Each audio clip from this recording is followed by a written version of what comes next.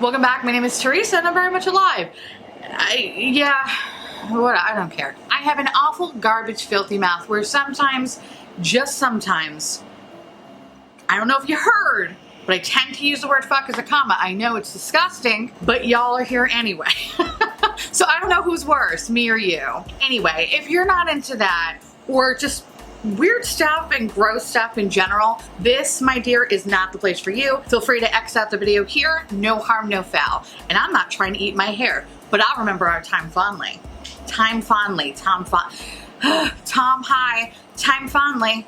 I sound like I had a lisp when I said that. I don't have a lisp, but you know, I don't know if it's just because I'm too fat and I get excited and I just jumble my words together, or it's because it is currently 6:30 in the morning and I need to record this now before the construction happens that is currently downstairs below me. I'm gonna keep this brief before I jump into the video, but I'm blown away with the amount of just positivity I received in the last video. I'll be very honest, I was really nervous putting it up because I never want to disappoint anyone. And it just means so much to me how supportive you all are. And again, it just goes to show I am incredibly, incredibly lucky to have you pumpkins in my life. I also want to say thank you for all the really wonderful and excellent suggestions. The number of people that were like, hey, I got a story for you. It was adorable. Like it warmed my little dark heart. And I'm beyond touched by the gesture. You have no idea. And I actually want to say thank you to Jen, because Jen was the first person to mention it and I pinned her comment up on the last video. And it's been really, really cool seeing everybody's responses. Now, I talked about it with Paul Giamatti. And if you don't know who that is, that's my husband.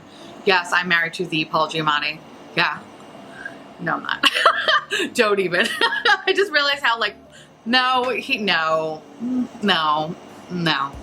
Anyway, we were talking about it and we think it would be a really cool idea to do a video in the future where you pumpkins send me some of your most ridiculous stories. We read them and we vote on which one is the most ridiculous for a prize. I think that would be really cute. Think of it like a weird talent show. So I'll work out the details and we'll talk about it in a future video. But again, I just want to say thank you. And don't worry, story time will be here. It will just be less frequent. But rest assured, my little lambs, I do have an arsenal of weird shit that has happened in the past. I just don't want to blow through them all.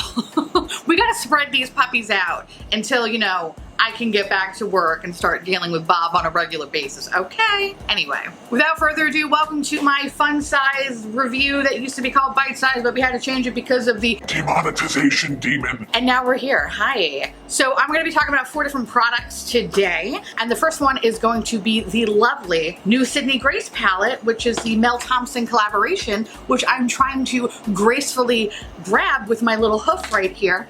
It's the Tiny Marbles palette. Again, I want to say thank you so much to Sydney Grace for sending this. Now, I don't know Mel Thompson personally, but we do have some mutual colleagues in common, and I've heard nothing but really, really sweet things about her. And on a personal note, I'm a huge fan of Mel's content, so much so that every time her video comes up, I have to go, hey beauties, every time. It's just, I can't. Hey beauties, I can't stop. See, like I love the jazz fingers. It fucking gives me life. Anyway, so I want to say congratulations to her and Sydney Grace on this palette. Now, with that said, let's break this shit down. Now, this palette is currently out of stock, unfortunately, which sucks. However, you can purchase it on the Sydney Grace website, and at this point, I believe they're accepting back orders, with the caveat that they have no idea when they're gonna send it to you.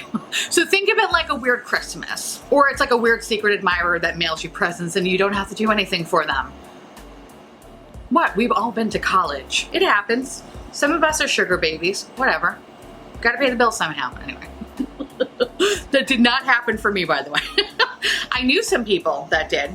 The people that asked me to do stuff was more like, hey, can you sit on these balloons? Which I probably should have done because I could have had that semester paid for. Shoulda, coulda, woulda. Anyway, the artwork of the palette is done by Mel's friend and tattoo artist, Pat Bennett. And this symbolizes her love of tattoos and small, tiny little creatures. Okay. Love the art. I am not a fan of bugs. I hate bugs. I hate them. One time I was in a parking lot, not even joking, a monarch butterfly, you know, like a beautiful monarch butterfly was, you know, hanging around me and about to majestically land on me. And I freaked the fuck out, okay? I literally dropped my bag and I ran into the opposite direction. Because in my eyes, I saw Mothra coming to pluck me off the earth and take me to a faraway land. Everybody else saw a butterfly. I saw Mothra. Nope, no thank you, no. Even when I see like a teeny tiny little fly, I scream so loud, I only think dogs can register it, okay? It's like a high-pitched whistle. I can't. No thank you. But anyway, I think the artwork is really fabulous, but it's just, the bugs. No thank you, bye-bye. No. In this palette, you have 9 mattes and 6 shimmer shades. I experienced some kick up and fallout, and the fallout for the most part is very easy to clean. However, if I don't use glitter glue, there is a light sprinkling of glitter bukkake. The mattes in this palette are incredibly pigmented. Except for the shade Jewel B. This one I felt like was a little bit light and I had to build it up a little bit. But once I built it up, it was fine. But I think compared to the rest of them, that was lacking pigmentation. But that's usually the case, one, with purple shadows and 2 pastels. However, I found that all of them were easy to build and they blend like a motherfucking dream. That's the thing about Sydney Grace's eyeshadow quality. I don't know what's in it, but the eyeshadow is foolproof. You cannot mess it up. You can try, but you can't mess it up. As for the shimmers, they are wonderfully pigmented. They have a beautiful metallic sheen that looks like straight up robot sex. It's so good.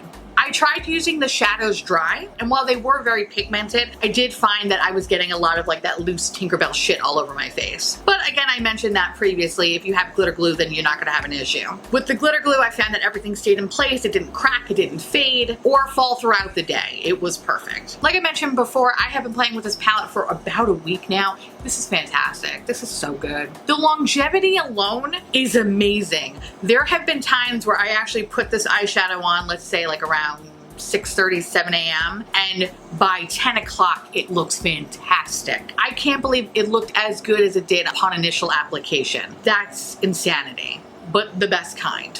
I have used this eyeshadow with a bunch of different bases. I experienced no irritation. You know, if you are familiar with Sydney Grace's eyeshadow quality, this is no different. And you know exactly what you signed up for, which is pretty much absolute perfection. Now, as for the color story of the palette, I thought this color story was very pretty when I first saw it online, but I didn't necessarily know if I needed to have it in my collection. However, when I got it into my hands, I don't know, there was something about it that just, I don't know, looked just better in person than it did online. Even though online it looked really pretty, it's just something about it in my hands. I was like, oh, okay, I get it. I get this. I get it. And when I discovered the shade Scarab, little guy down here, what I noticed that shade is pretty much a dupe, I would say, for my favorite JSC shade, which is the shade Probe from the Alien palette. I was like, oh, this is amazing. Since that palette got discontinued and I no longer support that brand, I use that shadow very sparingly because that color is so unique. This though, so happy.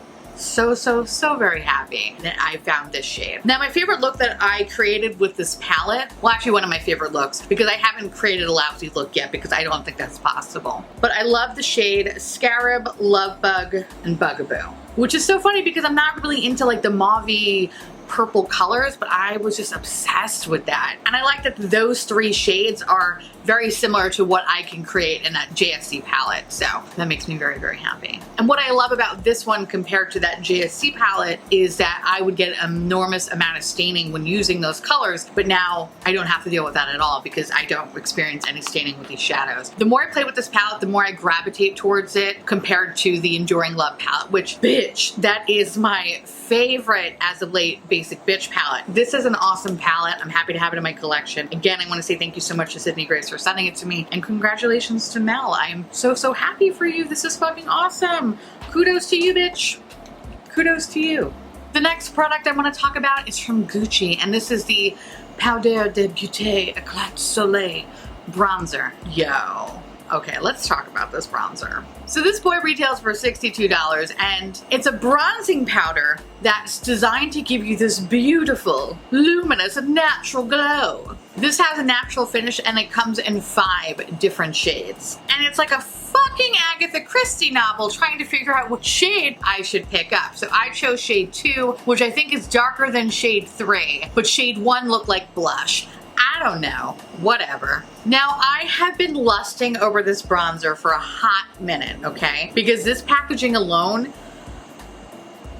yeah, I'll say it, it's a panty dropper, all right? This is a beautiful fucking package. And I hate myself for even saying that, but it's the most accurate thing I can say. She's a sexy beast. We love her. The packaging alone, again to be disgusting, makes my makeup dick really hard. I love her. Anyway, so I finally got the balls to purchase this on Gucci.com because everywhere else it's sold out. It was on Sephora for like literally 15 seconds. I believe it was on Sax's site, which I still have to kind of figure that out because I purchased it and then it was like, haha, joke's on you. We're going to ship this out to you in 7 months. And I'm like, but I want it now. I don't want it in 7 months. So yeah, I wish I took a picture of the box of when this came in because it was ridiculous. It was like a box within a box within a bag. And then this one had like a really cute millennial pink little drug pouch, which is currently sitting at my computer. Actually, don't know why it's at my computer. Oh, you know why? I was putting my little stuffed friends in there. Yeah, because, you know, I'm going to be 35, but I figured, you know, my stuffed animals might like this better than me putting my bronzer in this. I am a child. Anyway, so when I got this bronzer and I picked it up out of its luxe packaging, I was like, really? This feels fucking cheap. This feels cheap. Cheap, bitch, cheap. I'm so mad how cheap this feels. I actually had to double take it because I thought it was gonna say like coochie or some shit like that. Yeah. It's like, oh God, back in the olden days, people on the trains that would sell counterfeit bags. Oh my God, it would be like Coach, but it would be like Doach. That's what this reminds me of. I was like, did I buy a Gucci? Like, did I really buy from Gucci? Like, okay, this is weird. This feels very cheap, almost like a kid's toy. I hate how light this feels. I don't know why I assumed it was going to be weighted, but this isn't. Like, in my fantasy, if I'm gonna throw this across the room, I can't even get a felony charge with this, okay? Misdemeanor at best, and still then, that's pushing it. But anyway, when you do open him up, this is what the bronzer looks like, which is very beautiful. And you get this weird, fun, secret passage component. Ooh. And you get this little Barbie brush that nobody ever uses. I actually attempted to use this and I was like, this was a mistake. So now he lives in here. And we're gonna lock him away as he should. Here's the thing. He smells, okay? He smells. And this is coming from someone who doesn't have the best sense of smell. Oftentimes, I don't smell anything, which can be a blessing and a curse, okay? But him, I can smell. And it likes to sit right up in my nasal cavity, which is pretty gross. The smell, I would say, is very reminiscent to the smell of too much cheap perfume in a hot subway car where there's no air conditioner, so you don't know if it's BO or perfume. That's what this smells like to me. But I will give it points that it does bring me back to a bit of normalcy. So thank you, Gucci. I hate that the smell lingers. So even after initial application for a good few hours, I could just smell this death smell. Besides that issue, it's not bad. Like the shade I think is really, really beautiful. It's definitely a neutral bronzer that kind of leans more on the red side, which is something I appreciate. I'm not really into the more warmer orange bronzers because they don't never look right on my skin. When I first applied this bronzer, oh shit, I hated it. I thought it was the stupidest fucking thing. I was like, oh no. It was so difficult to blend everything out. So then I wound up switching brushes because normally I use the rougher number 4, which for me, I like because it's like smaller, it's concentrated, it hangs onto my little fat jowls over here. I love it, but it was a bitch to blend out. So when I switched it up to, I don't know where the fuck the brush is. Oh, this one. I switched it up for this brush, Beautylicious brand, Unit 207, or no, I think it's a Unit brush, number 207. This is like a nice big powder brush. It actually feels pretty nice on the skin. This, I felt like I had a better control with it. I really, really enjoyed it. I like the color and everything. I can't get past the smell. The smell is bad. Not good. You know, at the end of the day, I think this is a nice product. It does the job, albeit it's a little bit overrated if you ask me, especially for the price point of $62. And honestly, there's nothing really special about it. Like, it's fine, but it's not like, out of all the bronzers in the world, this wouldn't be in the top 10 at all. And I think it's probably all due to the fact that it smells so bad. And I think I'm more annoyed that I lusted after this bronzer and then it was so disappointing. I actually think I liked the bronzer more before I even purchased it. What's that saying? How's that saying go? Never meet your heroes? That's what this bronzer is. I'm not mad, just disappointed. The next product I want to talk about is the Hourglass Ambient Lighting Infinity Powder, which, by the way, thank you to my good friend Tara Lynn on here, this little peanut. She was like, I don't like it here. I was like, thanks, friend. So now I have it in my possession, and boy, oh boy, am I happy to have it. So this powder retails for about $50, and it comes in one shade that claims to blur, smooth, and brightens your complexion. Now, this powder is unique because it combines 2 ambient lighting powders and 1 metallic ambient lighting highlighter. I don't know why I seemed confused when I said it. Like, I was trying to make sure all those words made sense. Yeah, I think they did. Now, I will point out on the Hourglass website, which, by the way, I'm eating my hair. This is really ideal for those who have light to medium skin tones. On Sephora's website, they don't say that. So yeah, that's a big old miss right there. Hey, can we not eat my hair today? That would be great. Ugh. I was like trying to be cute. There's like, you can't be cute in front of an air conditioner. It's just not possible. I ain't no Tawny Katane over here, all right? All going into my mouth. Okay. Anyway, as for the shade range, I'm not surprised by Hourglass. Hourglass is known to having a poor shade range. And I can only hope that in the future they'll start to broaden their horizons. But in the meantime, this is only meant for those who have light to medium skin. And still then, I don't know if I believe that 100%. This powder is very, very silky. Very, very, very silky. And it glides beautifully onto the skin. Now, I think there are some good aspects to this powder. For example, I do find that it does blur your complexion. It definitely smooths things out and gives you a brighter, better tomorrow. Yeah. I had the, I miss Disney. I had the Carousel of Progress song stuck in my head, and it was like, great, big, beautiful tomorrow. All right, anyway. I feel like this powder does kind of give you that sexy candlelight glow that we all love. And I believe I lovingly put it in the past as it's the kind of powder that takes you from a 2 to an 8. It's a Catfish powder. Now, when I first used this powder, it reminded me of the Luminous powder from Chantecaille. I felt like my base had a beautiful glow. It looked awesome. And I have used the product in the past week, and I feel like if you're not too careful, there's a fine line from looking like a demure alien slut to a fat, sweaty Twilight vampire. And if you think that sounds cute, it doesn't. Trust me. I know. Now, I'm not a huge powder boy because I have dry-ish skin. So if I do use too much powder, I tend to look like a mummy stick. It's just not cute. So I technically use this powder to set my face, but with a very, very light hand. And with a light hand, it seems fine. It's actually quite stunning. The biggest difference from this powder versus the Chantecaille powder is that sparkle effect. And for the fact that, just Chantecaille just feels better, cuter, just makes you a better person all around, the usual. But all this to say, this powder is meant to be the last step in your routine, and sparingly at best. When I use too much of this product, which again, very fine line, but when I did use too much of it, I just look like a fucking disco ball. I could technically cast a rainbow on my face if I stand next to an open window. Trust me, it has happened, okay? And if I use too much of it after a long day, my face looks very, very dry. So yeah, that was my complete fuck up. So if you use this sparingly, it's great. Now, with that said, this powder is technically light enough for me to use it as a highlighter, which I did not use it as a highlighter today. My highlighter is this little boy, Pixie by Petra. I don't know why I had to say it like that, but it felt like I had to, like, Pixie by Petra. This is great. This is a Spooky Lips and Fat Hips made me buy it, and it's fantastic, and y'all should buy it too. It's the Creamy Gold. Creamy Gold. Why are you hyphenating the Y in creamy? Weird. Anyway, who cares? It's fucking great. Now, technically, I could use this powder as a highlighter,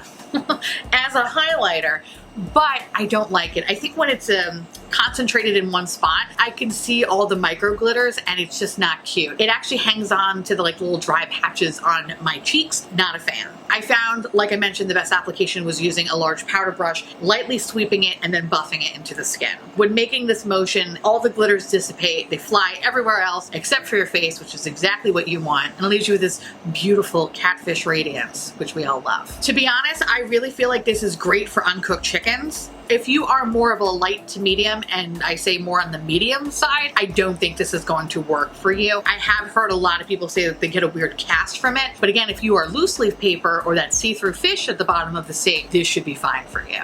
And I'll zoom you in.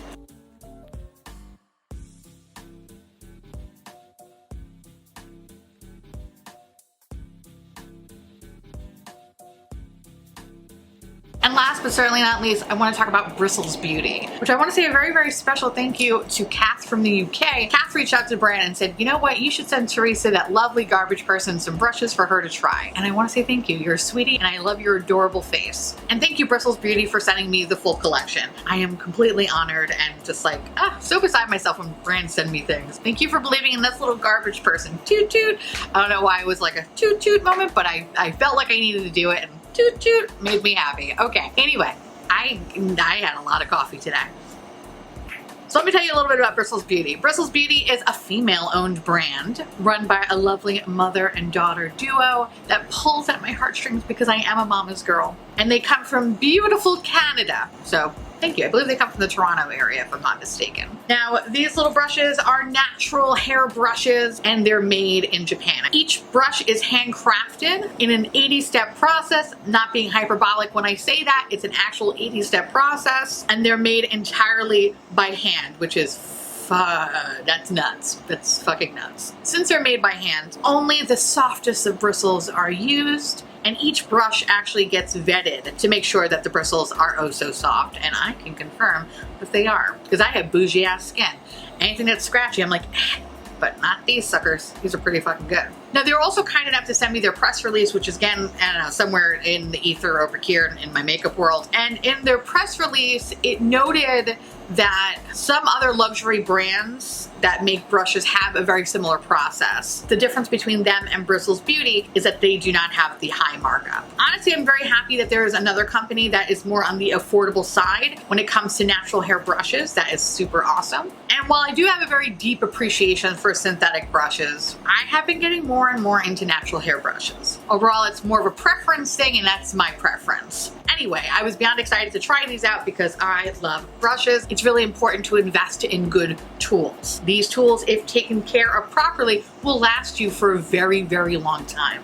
There are 9 brushes in the complete set, and I'll have the price information for each brush along with what exactly they do. E01DL is a large all-over eyeshadow brush perfect for sweeping across the entire lid or blending out any harsh edges. This brush is super soft, and while not super hooded eye friendly, I found it worked best for me when I was blending my outer corner or above the crease near the brow. E02RL. A classic multitasking brush perfect for blending out the crease and placing shadows wherever you need to. For me, I found that it worked best for color placement on the lid. Again, super soft bristles, and I like how this brush picked up the product and dispersed it on the lid. EO3DM. The perfect size brush for blending out the crease and adding depth and definition in tighter areas. This is one of my favorite brushes, and this is perfect for hooded eye folks. This was small, precise, and felt comfortable in the crease. The bristles were nice and soft, and this brush is very similar to the Rephr number 13, which is a fantastic brush. The difference between this brush and the Rephr number 13 is that the Bristol's Beauty is a scotch longer. However, they both have a similar width. E04RS. A short smudging brush that can also be used to blend against the waterline and clean up edges. It's so hard to find a good lower lash line brush that aren't scratchy. This is perfect. I love the thin edge. It allows me to get right up to the lash line without any sign of irritation. E05PS. The perfect pencil brush for applying and blending out details in the crease and against the lower lash line where it perfectly glides. You know, for the lower lash line, I prefer the E04 brush. However, this is great for placing color on the inner and outer portion of the lid because of how pointed and precise it is. This is similar to the Rephr number 3, except it's a bit more pointed. P06RF. A perfectly petite flat brush with sturdy yet pliable bristles, perfect for patting down concealer and creams and using to precisely carve out areas. I use this brush for shimmer shades and it works so well. I have used this brush with glitter glue and I'm mindful of washing it right away to avoid the brush getting stiff, and it has been great. This is another great hooded eye brush, and it reminds me of the Sonia G flat definer brush, just a bit more thin thinner and square shaped. This one was awesome. P07P, the perfect precise liner brush that does it all. Fling that wing, create brow strokes, tight line, and define the waterline, whatever little detail you need. P07 can do. I love this brush. I love the Lethal Cosmetics gel eyeliners. However, I hate that they didn't launch a brush with it. For my sensitive eye people, it's hard to find a nice liner brush that doesn't irritate your eyes. A lot of time brushes can be very scratchy and it will make my eye water once I use it in the waterline. This one was perfect. The tip is so precise. It fits in the waterline so perfectly, and I love, love, love, love how easy it is to clean. I can see the appeal for those who want to use this for wing liner. Honestly, I think I look done with wing liner, so this will forever be my waterline brush. I cannot stress how much I love this brush. This is fucking awesome. F08AM, a medium-sized angle brush that fits perfectly above and below the cheekbone. The F08 applies blush, highlight, and contour like a dream. So I tried using this brush a few different ways. I don't really contour, so I try to use it as a bronzer brush, and it's a bit small. My favorite brush to apply bronzer is the Refer number 4, and it's a bit smaller, similar shape, but just smaller in the width department. As a blush brush, this is nice, but again, a little on the small side. As a highlighter brush, however, it's perfect. It fits so perfectly onto the cheekbones. We love her. F09RM, a round, medium-sized brush perfect for applying powders to localize areas to the face. Blush, bronzer, light setting, even try with liquids and creams. Since this is another smaller face brush, this is perfect for setting powder to my under eye area. It's small and soft enough to set powder down gently without caking it on and drying me out. The bristles are so beautifully soft, it feels so good on the face. So this set retails for $150, and I think it's perfect for the price point because you get a nice variety of comfortable and easy to use brushes. I didn't have any issues when applying makeup with these brushes. I didn't notice any shedding or scratchiness, and there was a couple that I actually did wash, and I used baby shampoo,